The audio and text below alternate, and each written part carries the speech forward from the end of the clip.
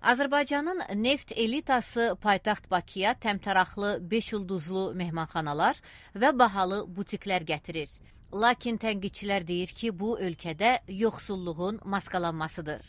Bakıda Bentley avto salonu. Avtomobil satışlarını icra edən Emin Əskərov deyir ki, keçən il hər biri 200 min avro dəyərində 16 Bentley maşını satılmışdır.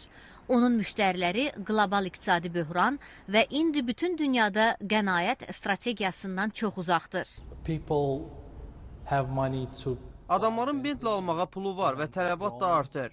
Biz dünya ölkələrində, xüsusilə də Avropada olduğu kimi çətinliklə qarşılaşmırıq. Emin Əskərovun sözlərinə görə o Bentley satışlarının gələn il 2 dəfə artacağını gözləyir. Özü də bu Monako və Moskvada deyil, 8,3 milyon əhalisi olan Azərbaycanın paytaxtı Bakıda baş verəcək.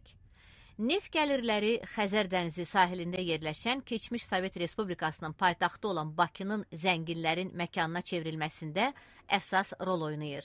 Bakının şüşə göydələnləri Neftçilər prospektinin görünüşünü büsbütün dəyişib. Burada Dior, Armani, Tiffany və digər lüks butiklər yerləşir. 5 ulduzlu mehmanxananın inşası başa çatmaq üzrədir. Memar Zaha Hədidin inşa etdiyi spiral şəkilli ağ tikili də buradadır. Bir əsr bundan əvvəl ilk neft baronları Xəzər dənizinin sahilində Venesiya və Monakoya oxşar bir tərzdə memarlıq nümunəsi olacaq binalar və opera teatrları tikmişlər. Sovet İttifaqının dağılmasından 20 il sonra Azərbaycanın yeni neft elitası əsl baronların başladığı yerdən başlayır. Dövlət Şəhər Planlaşdırılması və İnkişafı Komitəsində memar Novruz Eldarov Bakının nəhəng inşa planının tərəfdarı deyil və təkid edir ki, neft dollarına malik biznesmenlərin nəhəng planları şəhərin təbiətinə uyğun olaraq məhdudlaşdırılmalıdır. Fikrimcə, Bakını Dubaya çevirmək istəyən insanların memarlıqdan, şəhər tikintisi, memarlıq tarixindən xəbərləri yoxdur. Onlar Dubayda parıldayan oyuncaqlardan həzz alan, dar düşüncəli insanlardır. Dubayın 20-30 yaşı var. Siz bu şəhəri Bakı ilə müqayisə edə bilməzsiniz. Tənqidçilər də deyir ki, paytaxtın bu dəbdəbəsi zənginlik və yoxsulluq arasında böyük uçurumun, geniş yayılmış korrupsiya və qeyri-sağlam bir şəkildə neftdən asılı bir tərəfli iqtisadiyyatın maskalanmasıdır. Neft və neft məhsulları ölkənin eksportunun 90%-ni təşkil edir və qeyri-neft sektoruna birbaşa xarici investisiyalar qat-qat azdır. Ölkədə ümumdaxili məhsulun 2011-ci il üçün həcminin son 10 ildə ən aşağı səviyyəyə çataraq 3,8% olacağı proqnozlaşdırılır. Brüsseldə yerləşən Beynəlxalq Böhran qrupunun təhlilçisi Təbib Hüseynov deyir ki, neft gəlirləri əsas etibarilə Bakıya axır və ölkənin başqa yerlərinin inkişafı üçün bölüşdürülmür.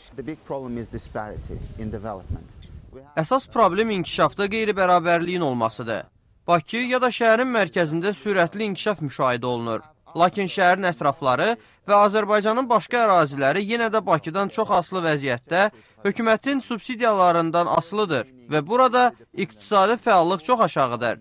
İqtisadiyyatın əsas hissəsi neft və enerji infrastrukturlarından asılıdır.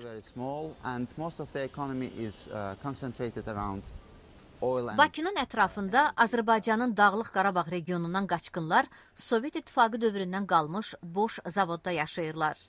İnsan hüquqları qrupları da Prezident İlham Əliyevin avtoritar üsulu və yüksək səviyyədə korrupsiyanın Avropaya yaxınlaşmaq istəyən müasir dövlətin imicinə mənfi təsir göstərdiyini, eyni zamanda Qərbin, ABŞ-ın Əfqanistandakı qüvvələri üçün təchizat və tranzit yolunu təmin edən ölkəni tənqid etməyə xoşlamadığını qeyd edir.